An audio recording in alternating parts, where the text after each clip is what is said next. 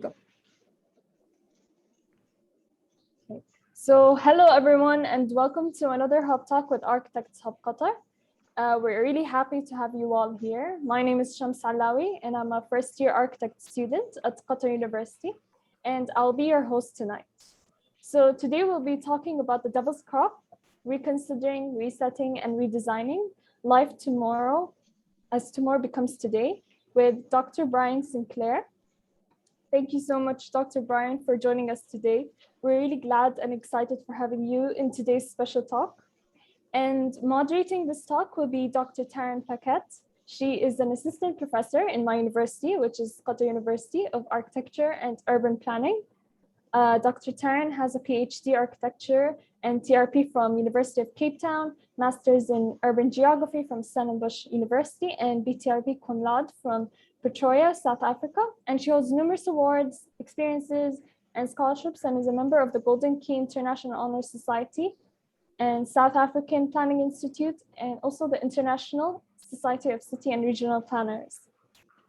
She also has held the position of Deputy Director of Integrated Development Planning and Local Economic Development for a local municipality, and has a range of practical experience in strategic planning and urban design.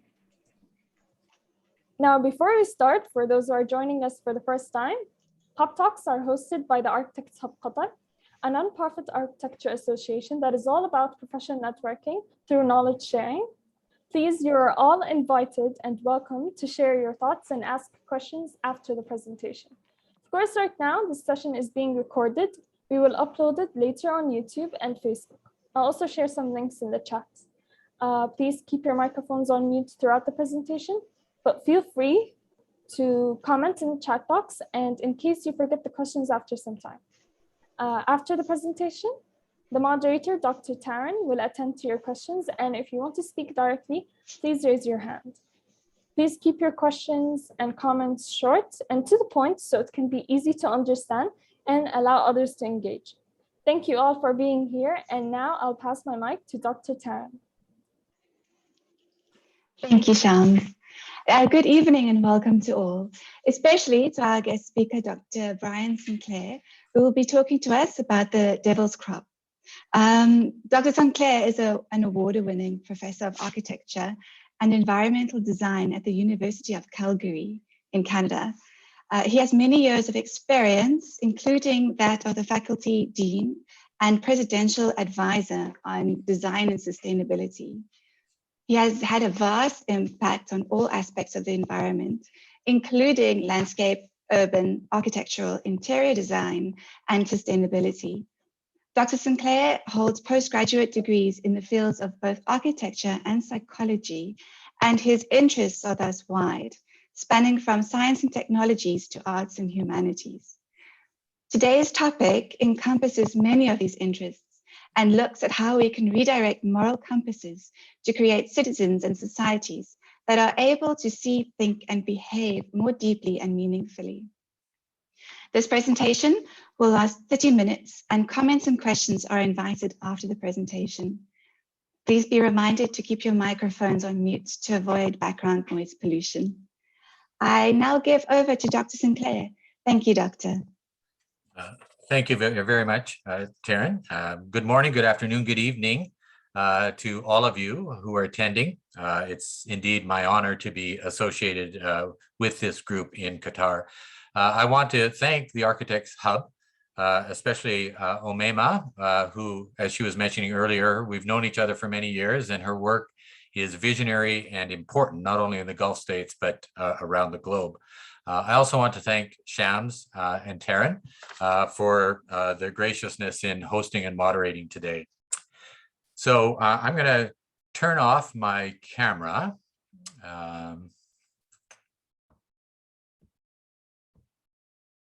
Just a moment. Just to save some bandwidth as I walk through this. So what I'm going to be presenting today is a deviation from what I usually present, which is research or design work that is quite detailed and project specific. Today, I'm going to be operating at maybe a bit higher level, looking down at our societies. It's less about answers and far more about questions. It's more about stories than it is about solutions. And it's perhaps optimism cloaked in some realism. I'm going to give you a series of musings on the state of affairs with respect to the salient factors that I see in action and modes of preparation in particular for architecture students who will become architects in very unpredictable and rapidly transforming times. I argue that we can't any longer turn away and serve as non-players in a society that I would argue desperately needs the wisdom and skills of architects. I want to acknowledge my students. They're the inspiration for much of what I do, and very humbling and amazing. So this is where I live. This is Calgary, Canada. It's an oil town, much like many of the states in the Gulf region. It's a place of vast landscapes and big skies. I was born here. My family arrived to this place in 1884. And that said, I'm still cast as a newcomer, given the long history of Indigenous peoples on our landscapes. I want to underscore the importance of place and its importance in spite of or in response to a shrinking planet and growing global orientation. So a little bit about me. Taryn was explaining some of my background, but I'm an architect and a psychologist. I'm an educator and a practitioner. I'm an artist and a scientist, and all of that is by both intention and invention. I vigilantly pursue bridging divides and connecting across categories. So art, science, the poetic, the pragmatic, subjective, objective, feeling, thinking, humanity, technology, heart, and head. And these are obviously big divisions within our societies. I also have an interest in honoring the past, living in the present, but anticipating the future. And that seems very important for us as architects. I do a lot of research, teaching, consulting, lecturing internationally and across a plethora of fields and topics, including an annual studio I run in China, in Guangzhou, for Chinese students from across the country, as well as a studio that I run each year for the University of Calgary, based in Tokyo, Japan. I have spent significant time in the Middle East, and it's always been a pleasure and an honor. This is a talk I gave at the University of Dubai, Canadian University of Dubai. And then, of course, relative to today's talk, I've had the great privilege of spending time in Doha with many of my colleagues. It's an amazing place. And in fact, one of my daughters did some of her nursing degree in Doha as a part of a relationship between Doha and Canada. And maybe being a little more specific, I also work with academics at Qatar University on a range of very, very interesting and important projects. In particular, my good friend, Raffaello Furlan, he and I have written and researched many topics together. This one is dealing with landscapes relative to the Museum of Islamic Art Park.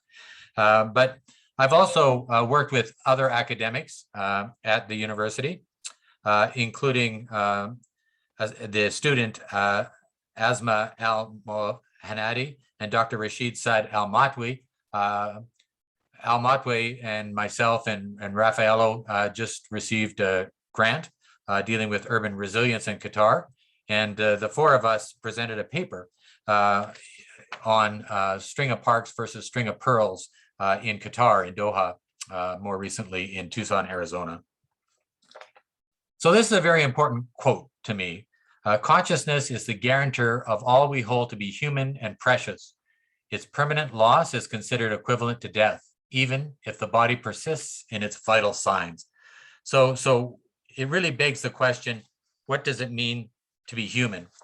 And I think as an educator, I try to instill in my students this sense of being human is more than the title we have or what we own. It's a much deeper consideration.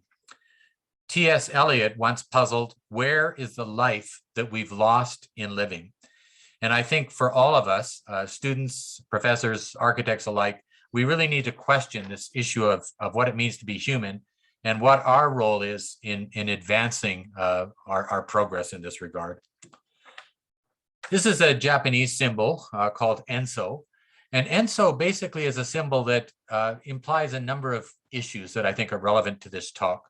One is the search for enlightenment, a quest for perfection, at the same time accepting our fallibility and understanding that we will be imperfect in our pursuits.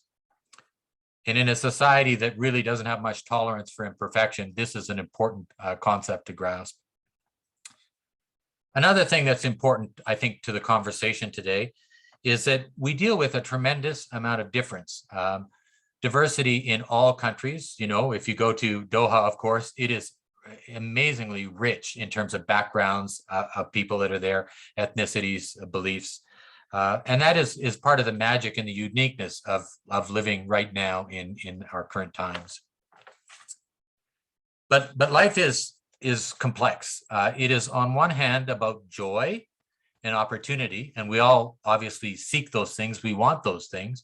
But the Buddhist notion of samsara, whereby we're trapped in endless cycles of pain and suffering, as well as joy and opportunity, is also something that we all need to understand. And I think we do, but it's important even in the education of architects to accept that there's both beauty and ugliness, there is both joy and pain.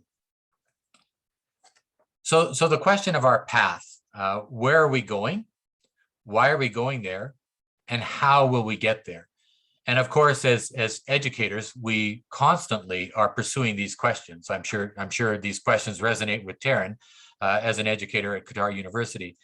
We want our students to be able to tackle these questions and hopefully come through the other end with success and resolve. But it's increasingly difficult to answer those questions and to imagine our trajectory given current crises and often catastrophes that we experience globally. They're commonplace, they're escalating, and they're consequential. We live in a period of profound dilemma, one of incomprehensible challenges. Those challenges include global warming or global burning, as some people talk about, the massive negative impacts of our profession, of the building industry and the design industry and architecture on the globe in terms of resources, in terms of climate change. We need to move beyond doing no harm, and medical doctors talk about doing no harm, to being restorative, to being regenerative. There's too much at stake for us not to be concerned with these things. Crises of conflict, locally, nationally, internationally, and in many ways they're not lessening, and in some ways they're increasing. Issues of health, and we're all painfully aware of the implications at a global level when things run astray, of epidemics and of pandemics. And the design profession, of course, has a big role to play, and they have been doing so, but that's another set of issues we need to now address in educating architects and in practicing architecture. Inequity, rich and poor, north and south. This is a township outside Cape Town, South Africa. And injustice, something that is on all of our minds in our contemporary times. Injustice, pain that's inflicted upon people, often irresponsibly and without common sense. This is the atomic bombing of citizens in the Second War in Hiroshima, Japan. So returning back to architecture, this is a group of architects in an office in my city, in Calgary, circa 1907, so a long time ago. But that said, that time versus our time now, we're increasingly in a position where we as architects have to address our roles, our responsibilities, we have to assume accountability, and we have to ensure we have capability. And those are not easy things to address. They might sound simple words, but they're intensely difficult. So critically, we have to address the education of architects. How do we educate architects versus how should we educate architects? How do we prepare them, as I said earlier on, for a world that is dramatically different than we've experienced in the past decades and that we will experience in our current decade. Obviously, in a quest to create environments and buildings that are significant, that are beautiful, that are meaningful. This is Melbourne CH2 or Council House 2 by Design Inc., who are the architects. So we need to see architecture as adopting a new mission and pursuing new outcomes beyond the building as object, beyond design as a sculptural exercise. So architectural pedagogy, or the way we teach, is very unique, in part because of studio. It's about iteration, exploration, deduction, and induction, or analysis and synthesis. It's about tacit knowing, but critical to my talk today, it's much more than training. Very often we get caught up in the training and making our architecture students office ready. That's the expectation of many practitioners, but it's far more than that. This is the pedagogical model that I've developed over the years. It very much is concerned about issues around holism, or an integrated approach to education, balance, respect, and community. And you can see the sort of subtopics on this graphic. Abraham Flexner, in his 1930 brilliant essay entitled "The Usefulness of Useless Knowledge," underscored that the things that we often deem to be irrelevant are often the most relevant. And as an architectural educator, I believe the intersection of professional education, the competency and technical know-how, must be coupled with a liberal arts grounding, an ethos of understanding things that are well beyond the traditional confines of architecture. So I don't argue in any way that technical knowledge isn't important. It's crucial. We're accredited, registered, legislated professionals, and as such, the technical acumen is vital. But alone, it's insufficient and it's inadequate. This is a group of my students with me on a tour of Norman Foster's Bow Building, just near the topping off of that project. It's also about culture. It's about spirituality. It's about humanity. It's about building in students a sense of citizenship and a talent for leadership. This is a group of my students at a party we attended. We actually danced in a festival in Japan.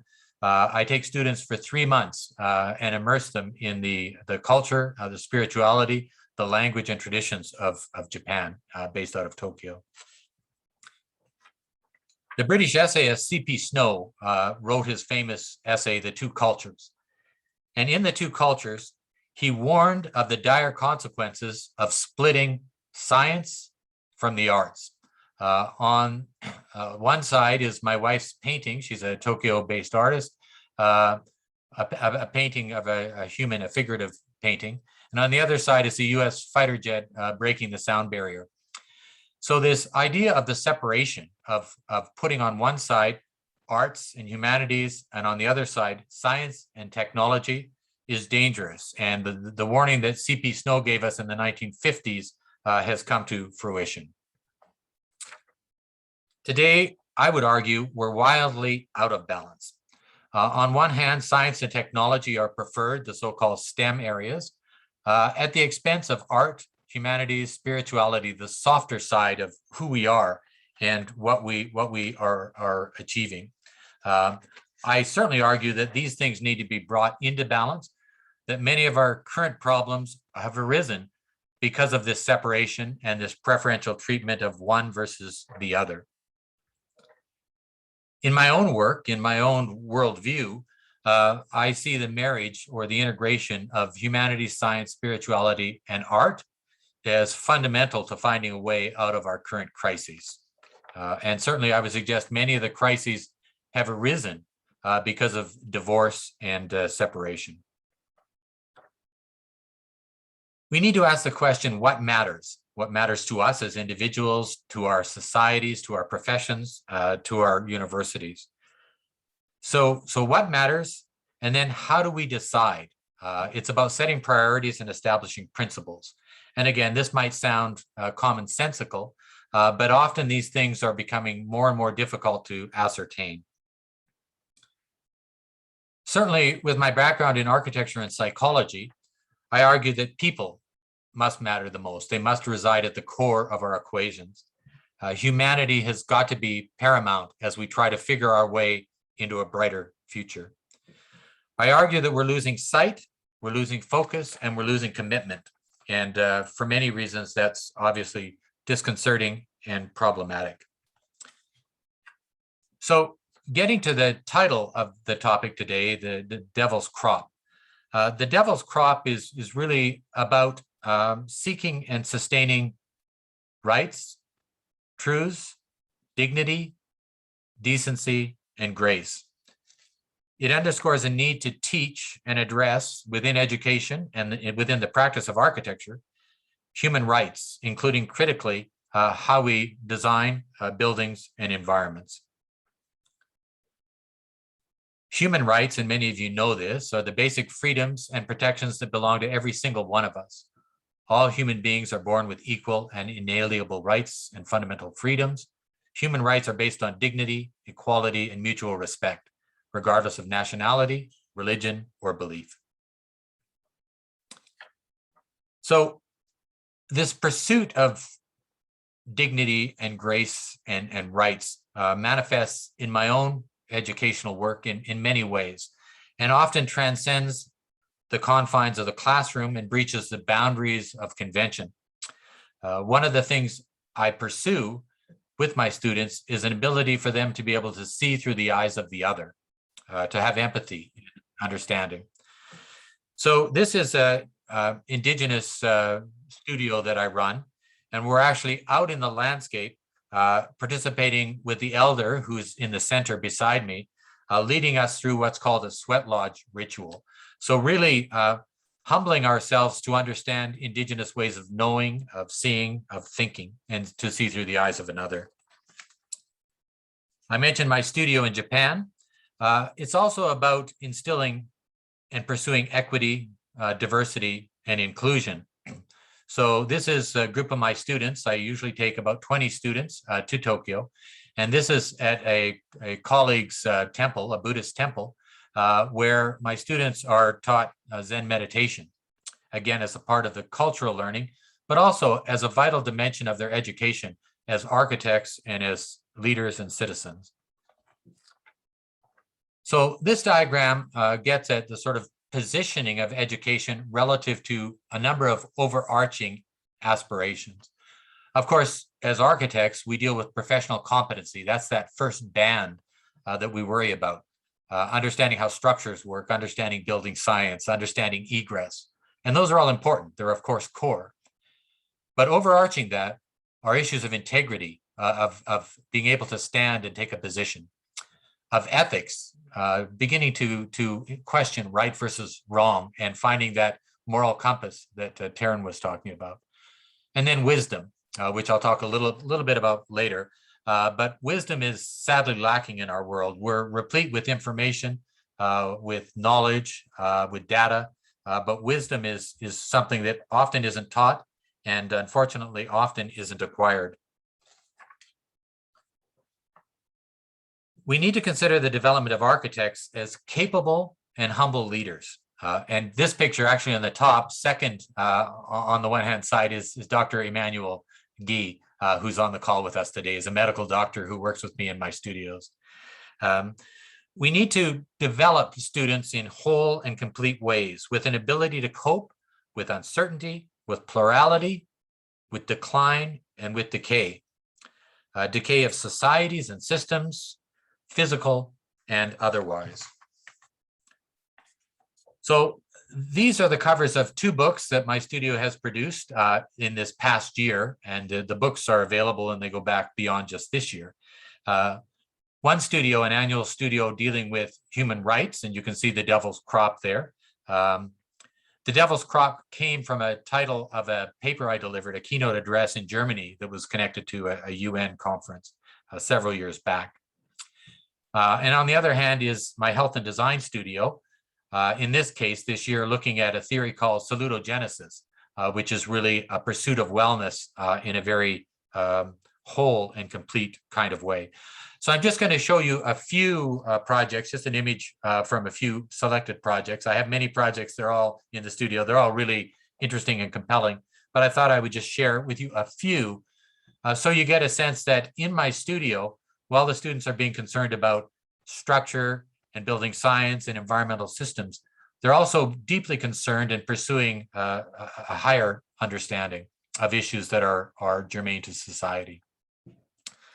So this is a human rights project looking at homelessness by one of my students, Taylor Carnegie. And these are urban projects located in my city. Project by Kelsey Parker, looking at legal advocacy for newcomers, for immigrants coming to Canada. Center for the Unrecognized and the Forgotten by Cody Baudry. This is a project looking at internally displaced persons in Africa. He spent a long time actually living in Africa and working with the IDP community. Research and Education Center for Women's Equality by my student Jaylene Chivers. Dinesh Sharma and Rebecca Say looking at a project on Indigenous culture. Riley Sujuko and Vincent Chang looking at a project that addresses healing within Indigenous culture and the bridge between Indigenous culture and non-Indigenous communities, or the First Peoples and the newcomers or settlers. In the background, you can see Norman Foster's Bow building with the diagrid. This project is dealing with Healing Through Cohesion by Stephen Wilkes, and it's really examining how music as therapy can bring people together. Danny Borquez's project looking at a diverse array of disabilities in young people, and how can environments address multisensory needs in learning environments. This is a human rights project by Aaliyah Reed, looking at a type of issue called neurodivergence. So really the fact that young kids can process information and can deal with stimulation in very, very different sorts of ways. A project by, again, one of my human rights studio students, Joy Olagake, called Ayo. Ayo is an African word which means happiness. So she was concerned about how society is becoming less and less connected to achievement of happiness, and how could a center be realized that would foster and cultivate happiness in society more generally. Kylene Dupuis looking at a project for blind and visually impaired people. And this was a very interesting project where each of the spaces actually was seen through various lenses or various degrees of visual impairment. And then finally, Xufei Wang's project dealing with collective trauma. The fact that we often, and unfortunately increasingly as societies, deal with intense tragedies that are often incomprehensible in scope and scale and impact, and yet that needs to be addressed not only individually, but also as communities. So it's dealing with collective trauma. So I'd like to talk a little bit about the obstacles, those things that are thrown in our way, the hurdles that limit our ability to be able to advance, to be more civil, to be more collaborative. This is a slide that's called "It's Not My Job," and it might be hard for some of you to understand what's going on here, but this is an American animal. It's a rodent called a possum, and it's been run over by a car. And typically there's a crew or a department that comes along and removes dead animals on the road. There's also a crew that paints lines on the road to separate the traffic, the lanes of traffic. So the traffic lane painters were coming along, and rather than getting out of their vehicle and removing this dead animal, they painted on top of it. And when asked, why did you paint on top of it? They said, it's not my job to remove that animal. So this idea of parsing up or dividing up the world and taking responsibility only for your narrow piece is related to this problem of fragmentation, of separation, of dividing things up, of departmentalization and specialization. And this is a huge problem. Much of my research, much of my consulting addresses how we mend this fragmented world.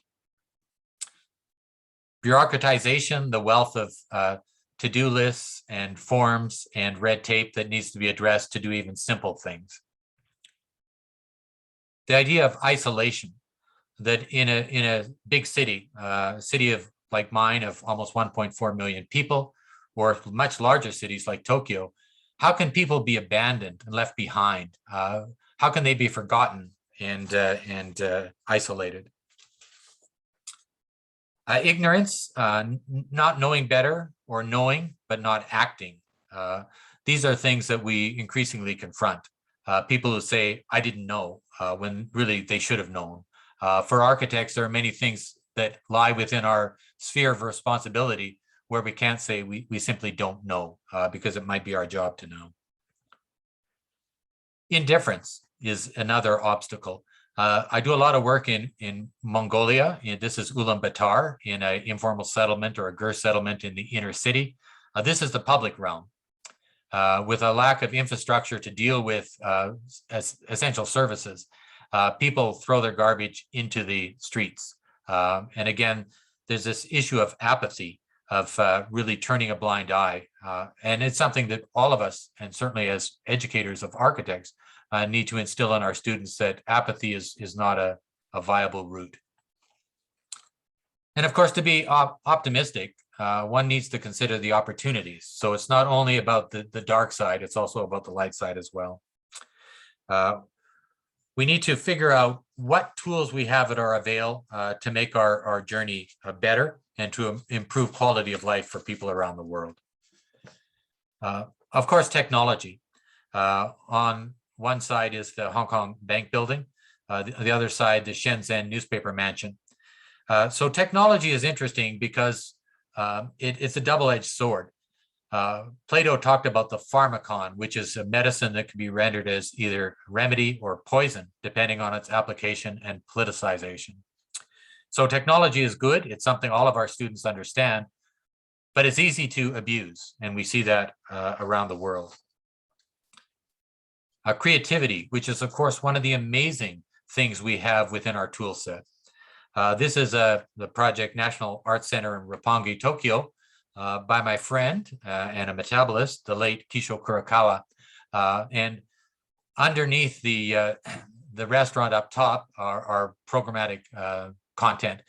So this idea that the program called for a restaurant, and the restaurant is placed in this position within a center, is just an example of the sort of ingenuity that's possible when architects are both capable and empowered. Culture, of course. So much knowledge is embedded in tradition, in history, and in proven ways. I've written papers on Islamic culture looking at din versus dunya, and the idea that material culture tells us certain things, but spiritual culture tells us other things as well. So there's a richness that one needs to explore and understand. And of course, research, which is absolutely vital. I can't underscore enough the importance of research, and I'll talk about this in a moment again. On one side is a windmill in the southwest corner of my province, Alberta, which harnesses wind to run our light rail transit. And on the other side is a plumbing chase in a very innovative project in Japan that utilizes something called open building systems. Integration, which is the converse of fragmentation. And then celebration, or this seizing of the moment, or carpe diem, really bringing optimism into what we do. So the world is intensely complex. We know that it's increasingly complex. To deal with that complexity, it's important to consider things from a systemic or systems point of view in design and in planning, which already deal with remarkably complex problems. All parts must be engaged and all parts must be performative. For a great building or a great community to be created, the client, the consultant, and the context must work in concert. It must be a system that's highly functional. A client that has vision, a consultant that has capability, and the context or authorities with jurisdiction that understands and cooperates. Some of the values that I think are very pertinent nowadays: systems thinking, resiliency, risk-taking and boldness, placemaking, spirituality, transparency, and openness. And often these have been neglected, and I would argue need to be attended to. This diagram really gets at the fact that the boundaries are blurring. There was once a much stronger separation between the university and the profession. There was a division between the establishment of theory and its execution and practice. But those boundaries are blurring. The notion of praxis, or that green bubble in the center, is increasingly, the position. You see architectural practices, for example, Perkins and Will, that now have a separate research arm and that have a peer-reviewed journal. You have universities that are engaging in community-based design and installations and implementation. So just related to a few of these concepts that I'm bringing forward, or a few papers on that I'll just mention here. I participated in a very interesting seminar a few years back. It was in Banff, Canada, brought people in from around the world on building dynamics. And I wrote a chapter on flexibility, and in particular, on the pursuit of perfection with an understanding of imperfection. The bottom paper in a journal called Cybernetics and Systems deals with the design of human environments and really covers off many of these issues that we juggle with as architects in our contemporary milieu. I mentioned spirituality a number of times. I was invited to write a chapter on spirituality in the city for the Handbook of Spirituality, which is a Routledge edition out of London. And it's interesting, in this particular chapter, I covered off Doha in terms of talking about Souk Waqif, Lisbon talking about Alfama, and then my own city talking about Nose Hill, which is a very famous wilderness area within the urban environment. And then this particular paper, AWOL, which talks about psychology, business, and research as sadly missing pieces in architectural education, and not just in North America, but globally. So I want to talk a little bit about conceptual frames or conceptual frameworks. These are mechanisms which basically allow us to structure complexity in effective ways, to be able to see and think and act, develop patterns and paths forward that work with increasing complexity. So concepts and constructions, they're lenses for viewing or models for understanding, and critical to my role as an educator. It's about worldview, which is the way that, for example, students will understand the world beyond their doorstep, and then self-view, how they see themselves as operating within a broader context. What sort of difference can they make? Can they take a position? And can they stand strong with that position? So John Elkington talked about the triple bottom line. We all know that, social, physical, economic, as a path to sustainability. But increasingly, we're dealing with vagueness, and vagueness is a difficult thing. How do you deal with things that are amorphous, that are unpredictable? So just a few folks I want to highlight who really have very different ways of seeing, but ones that share some overlap. This is Satish Kumar, a former Jain monk, founded the journal called Resurgence, also head of the Schumacher Institute in the UK. He talks about eros, and his trilogy is Soil, Soul, and Society. The biologist Janine Benyus from the US, talking about bios, with a trilogy of Earth, Body, and Soul. Ken Yang, the UK architect, talking about ecos, and his master planning approach that deals with ecology. This is a Singapore National Library, which is one of his wonderful projects. So in my own thinking, in my own teaching, I broaden Pilkington's triple bottom line to also reach out to cultural and spiritual dimensions, which I argue are crucial to moving forward. This is a cover article for Planning for Higher Education 2009. I did the cover story called Culture, Context, and the Pursuit of Sustainability. The art, by the way, is by my wife, Yuki. But this particular journal article laid out a framework for dealing with complexity in a far more holistic way than we're conventionally used to.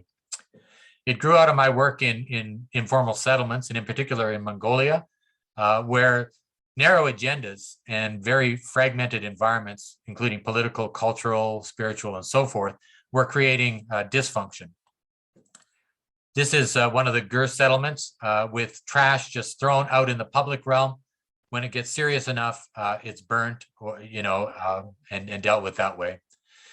So the framework that I developed has been applied not only to informal settlements, but increasingly in other projects. This is a very large mixed-use project in Canada called Twin Hills, and in architectural projects as well. This is a International Center for Human Values.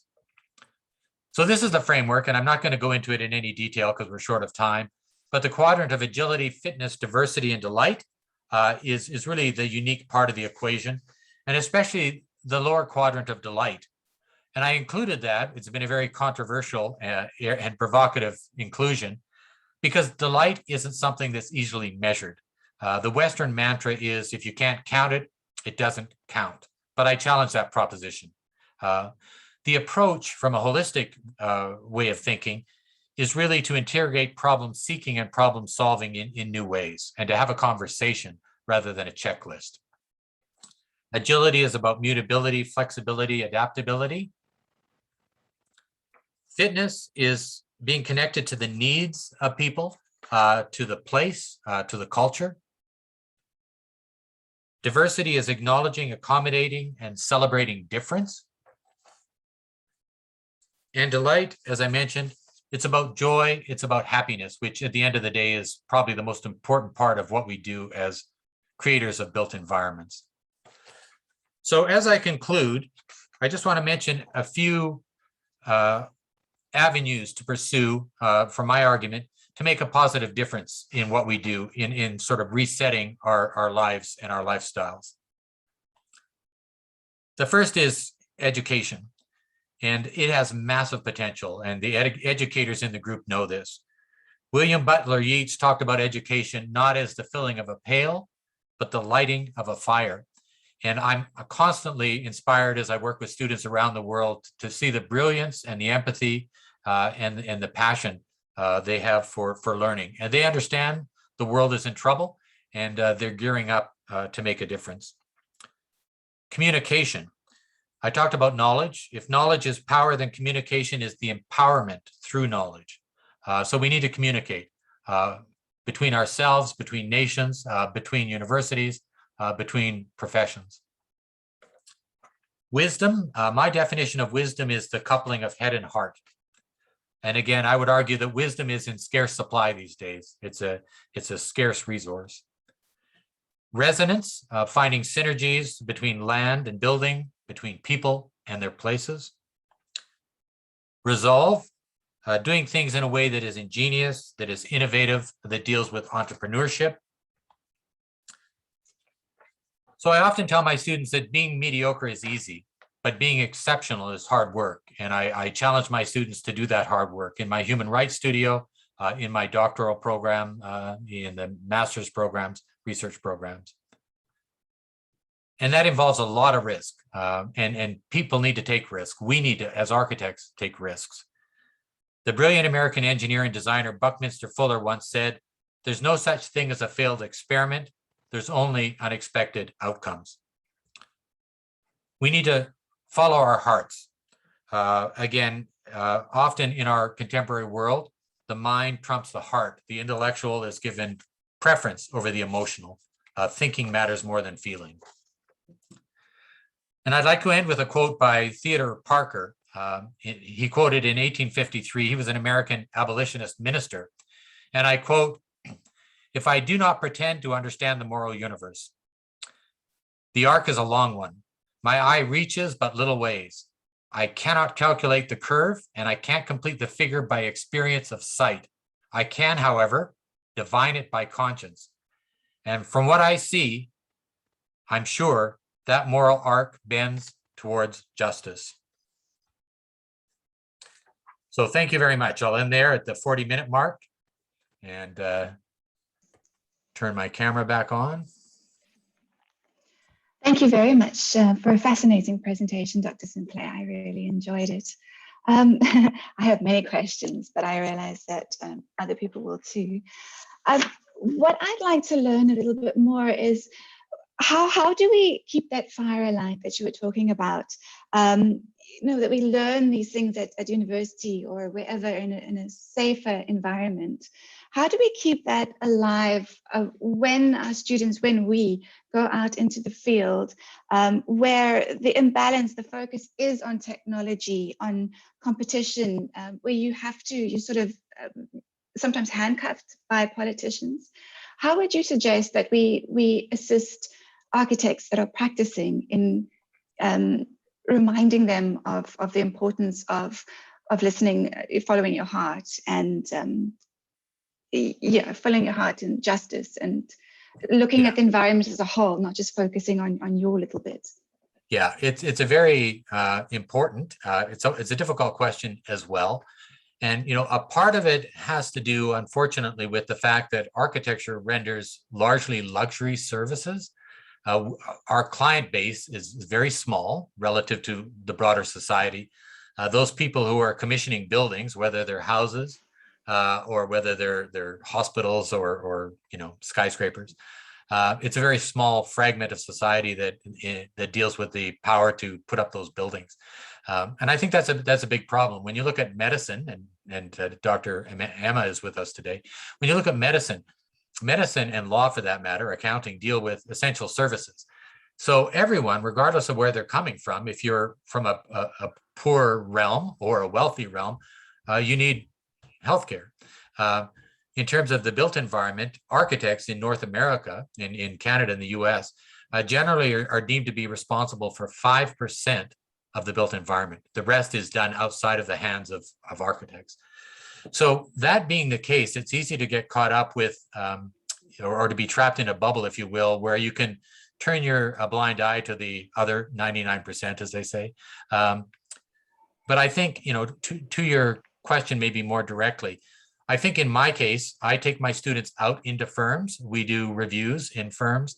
I bring practitioners in, and not just architects, but many different professionals coming from different fields into the classroom.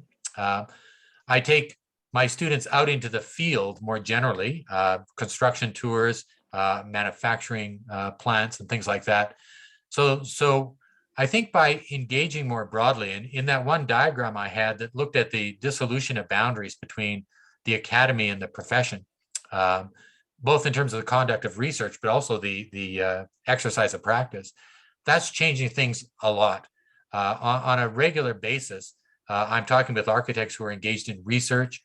I'm increasingly finding architects that are really interested in addressing issues of health and design, for example, maybe a product of the pandemic. But even because many other issues dealing with inequity in society, the sort of political systems maybe that have been deemed to be opaque or difficult.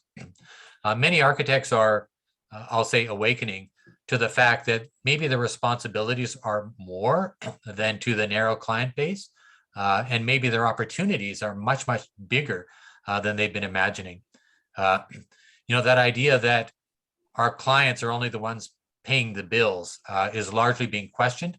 I do a lot of work with Indigenous communities who often remind me and my students and many architects that the client for an architect is really the planet. It's the ecosystem, rather than just this narrow group of individuals or companies that pay bills. So your question is a really important one, and I'm sure you ask that question all the time in your work as an educator, but things have to change. We know that there's just too many things that are running amok, that if we don't somehow change, both on the academy side and on the profession side, we'll be in trouble. One other thing I'll just quickly throw in as well is historically, architects don't have much of a presence with regard to governments. They don't assume too many leadership positions. I can think of a few individuals who have served as, let's say, elected representatives, as mayors or university presidents for that matter, but they're a very, very slim sliver. Most sort of deny that end of the responsibility. Mm. Yes, thank you, Doctor. It's interestingly, as coming from an urban planning field, we are also more involved with politicians in South Africa and working for a municipality. So it's really this has been fascinating for me. Thank you. Are there any other questions? Any comments? I see Mohammed, you had a comment. Oh, sorry, Emmanuel, go ahead. Yeah, I was just going to comment about what Brian was talking about, that architectural work are often commissioned by a very small number of people. And what I see also is the fact that there's this deep underlying drive by capitalism that eventually drives the outcomes of how cities and buildings and so on are designed. And if there is a shift or even possible decoupling, which is not possible because capitalism tends to pay for it. But if there's a decoupling, then it will allow that freedom for architects to be more creative and to follow their passion and knowledge for that matter. In our recent competition with in Nigeria with Brian, what struck me was the fact that as a physician, the impact I'll have on people's health is the one-on-one, and it's not as much, but an architect can have a massive impact purely from design and will in fact affect the social determinants of health much more than I could. And that needs to be brought to the fore. Yeah, if I can just throw in one thing further to Dr. Emma's comment.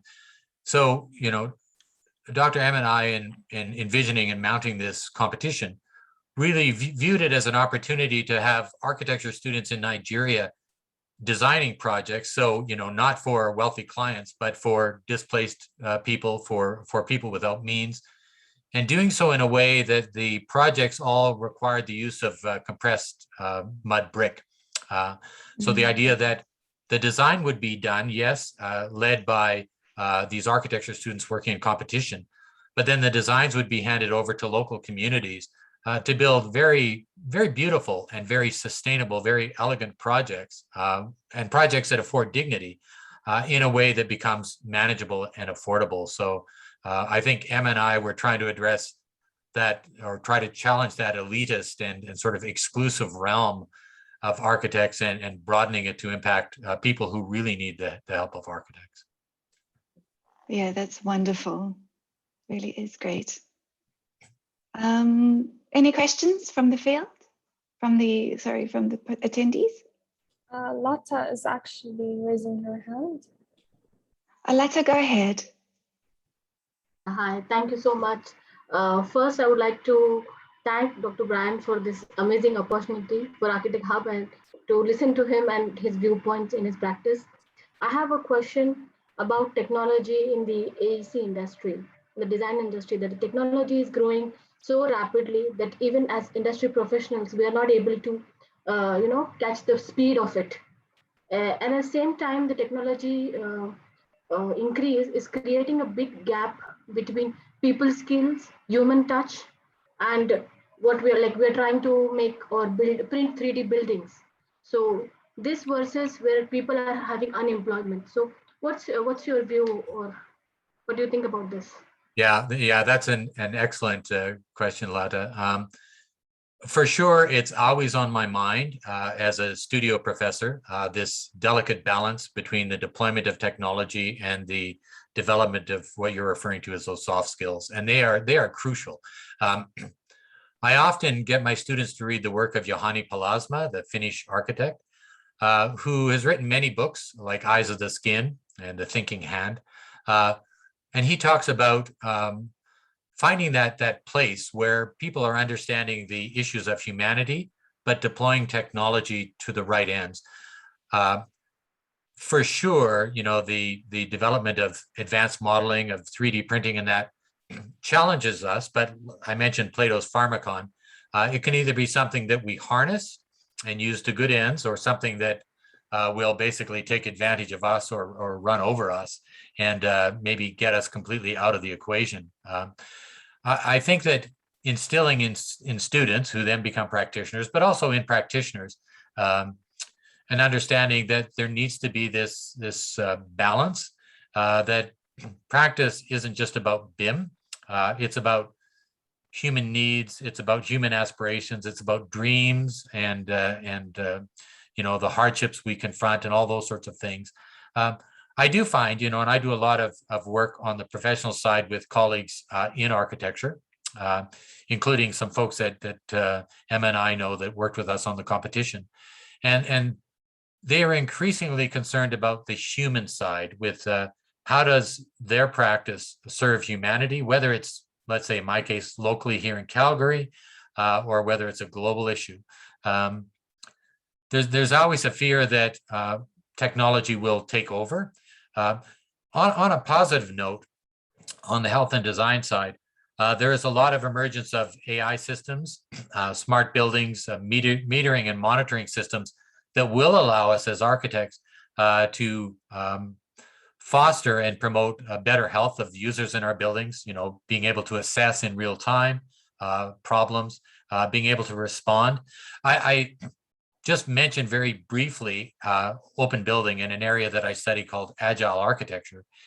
And the idea that architecture can respond to people's needs versus people being forced to respond to what the building is giving them is also a very important part of technology that is just emerging.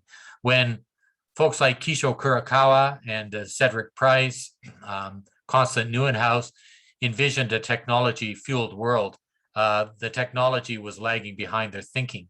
But now technology is catching up, and hopefully architects will be clever enough and empathetic enough to harness that technology to do really good things, both in the conduct of practice, but then critically in the actual creation of buildings.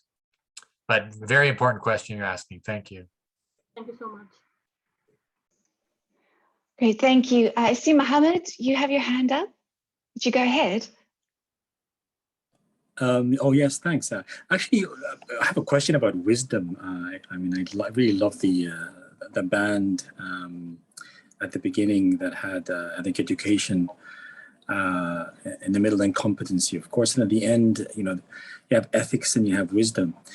I mean, that's really interesting. It seems that in terms of ethics, it's taught in many professions, but you know, unethical behavior seems to be quite prevalent in a lot of professions. And so I mean, that's a question. What is the efficacy of that? I had that question with some of my students. And since you're from Calgary, you probably are aware that, you know, I teach in an applied degree college. So even though those are kind of polytechnics, we do teach the arts. And I remember teaching Iranian movie a lot, many years, because of the impact it had on students about Afghan refugees in Iran. I mean, that course was discontinued, but it's really interesting. Yes, it seems that competency and other issues to do with the training and professionalism push away wisdom.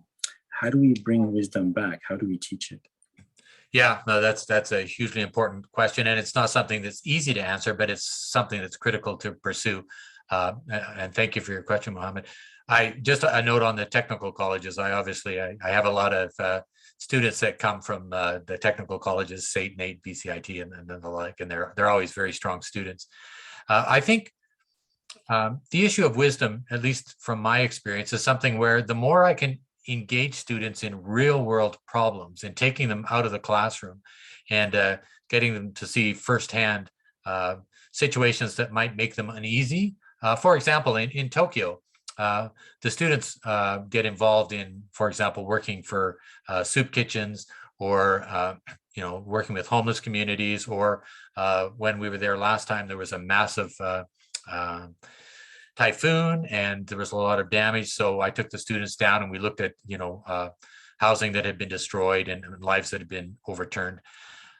I think, you know, your issue around ethics, and I wrote a paper recently talking about ethics, where we do in the profession have codes of ethics.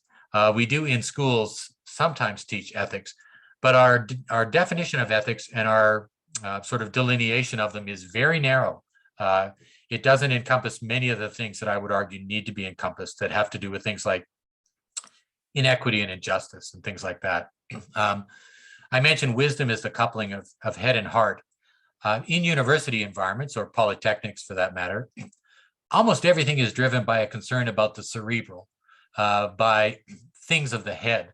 I can think I ran a very large school of architecture in the US for many years, and I got funding to do work looking at educating the heart.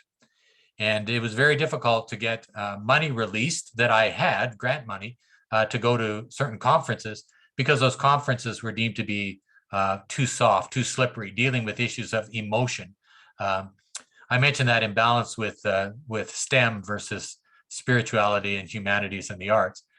Well, a part of wisdom, to my mind, is being able to span that gulf, to have students understand that, yes, I might have technical competency to know how to size a beam, but critically, I need to understand how people perceive, what difficulties they face, how inequity plays out in the built environment.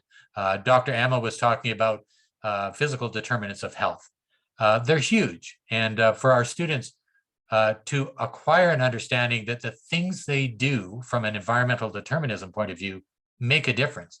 That the things we do can lessen childhood asthma or reduce toxins in environments, VOCs and things like that, or engineer into cities exercise. Those are all things that, to my mind, they sort of move over into the realm of wisdom. We can all do things based on checklists and codes of ethics, but it's transcending the lowest common denominator, the base information, I think, where wisdom comes into play. And, I'm sure in your own work, you're often asking yourself the question, how do I do the value add for my students? How do I teach them how to deal with, let's say, architectural drafting or delineation, but to understand the implications of what they're doing from a human perspective? And whether you're working on BIM in a big architectural office or you're the partner making design decisions, you still have a role and a series of responsibilities, and making that connection between those pieces seems to me important.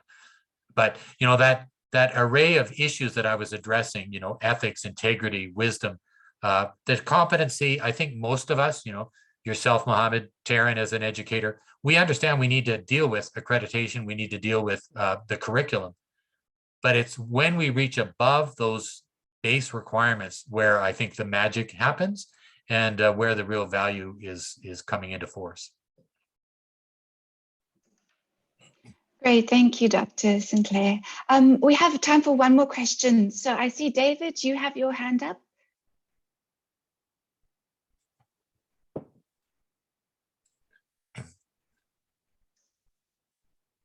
David?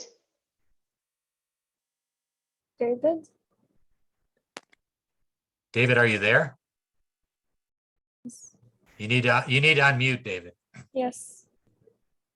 Please unmute. Yeah. There we go. David is one of my former students who's now an architect practicing in Vancouver. Hi, David. Ah. Hey. It was a really good presentation. Thanks, Brian. It was really powerful to bring in a lot of your ethos and see it in kind of this light.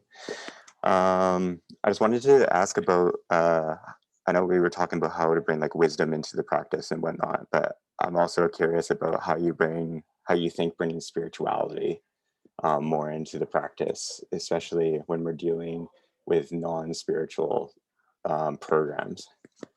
Yeah. Okay. That's a really important question. And David's one of the guys that was studying Zen Buddhism in Japan with me. He lived in Japan with me with the other students. And David's question is a really important one. The same way when I answered Mohammed's question, talking about universities and society in general being a little uneasy with the notion of feelings and of the heart, that fear and hesitation probably increases a lot more when you deal with spirituality. And I make a big distinction between being religious and being spiritual. And it's okay for those who pursue religion. It's not about that per se. It's more of the spiritual dimensions that I'm talking about. And you can get to those spiritual dimensions from any number of faith traditions.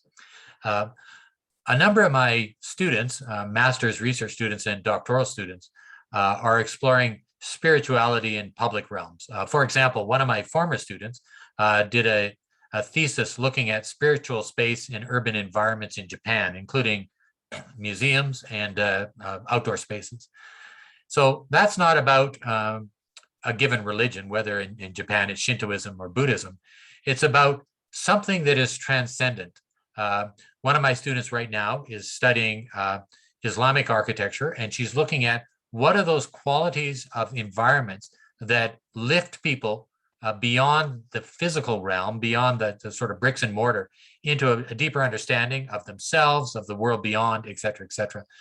I think for most of the architects that I know in practice, they know that they want spaces that are transformative, that are inspiring, that create what's called an aha moment. Whether it's a theater, whether it's a hospital, whether it's a school, there's a pursuit of spaces that are uplifting, that make us feel better, that make us feel healthier. If one views that as spiritual, I think that's fine. I think you can have spiritual spaces and pursue spiritual spaces even from a position of being an agnostic or even being atheistic. Understanding that there are spaces that emotionally prove extraordinary. And I think for all of us, regardless of background or faith or tradition, I think as architects, we share that aspiration to create spaces that are impactful. Corbusier once said that architecture is about making buildings that move us, while buildings are about keeping us dry. And there's a profound difference between those two. I think even in humble projects with low budgets, where the architects programmatically aren't told to do anything spiritual, or maybe aren't even told to do anything uplifting, I think a part of our challenge and a part of the education of architects is to instill in them the facility to be able to bring out those qualities even when they're not legally bound or programmatically compelled to do so. So it's a really important question, David. And I know that in a lot of your work, you're questioning how spaces and the processes in that can be infused with spirituality without necessarily the client saying, David, do a spiritual building. We still have some obligations maybe to pursue that on our own, despite an agenda that might move in another direction. Awesome, thank you. Thank you. Okay, great. We have reached the end of our time. For those that still have questions, would you mind emailing them to the Architects Hub, and we will forward them to Dr. Sinclair, and then make sure that they get back to you. I'd like to give you over to our host. Thank you very much for a wonderful session. I think that it's been very great, the engagement, and thank you, Doctor, for the information that you've shared with us. Thank you, Taryn. And just before Shams takes over, I do have my email addresses here, as well as my Academia EDU site, where I have about 80 or 90 papers there. But feel free, anyone that wants to or that views this on YouTube channel after, or Facebook, to contact me directly. I'm always anxious and willing to dialogue with colleagues around the world. Thank you so much, Dr. Brian, for educating and informing us on this important Devil's Crop talk. Thank you so much, Dr. Taryn, for moderating today's talk. Thank you all for attending this special talk. As you can see, I sent a message in the chat box. Okay, for the members of the Architects Hub Qatar attending today, please, if you can email us if you want to receive your attendance certificates. Send an email to admin@architectshub.com. And if you're not a member and you'd like to join, send us a message on the same email and we'll send you an invitation to join. Please save them and screenshot before the meeting ends. You're also all invited to join us on our next Hub Talk on 3D construction techniques with guest speaker Sebastian Andreas. He's a co-founder and vice president of the human-machine interactions at Hall Robotics. Here's the link to register. Please copy that too and save it. And please do not forget to check your emails within the next few days, where we will email links to this talk and more information about the Architects Hub Qatar. And goodbye now. I wish you all well. I hope to see you again in the next talk. This was fun and interesting. Thank you, everyone. Thank you all so much. Bye. Yeah, Thank bye-bye. you. Goodbye. Thank you. Bye-bye. Thank you. Bye.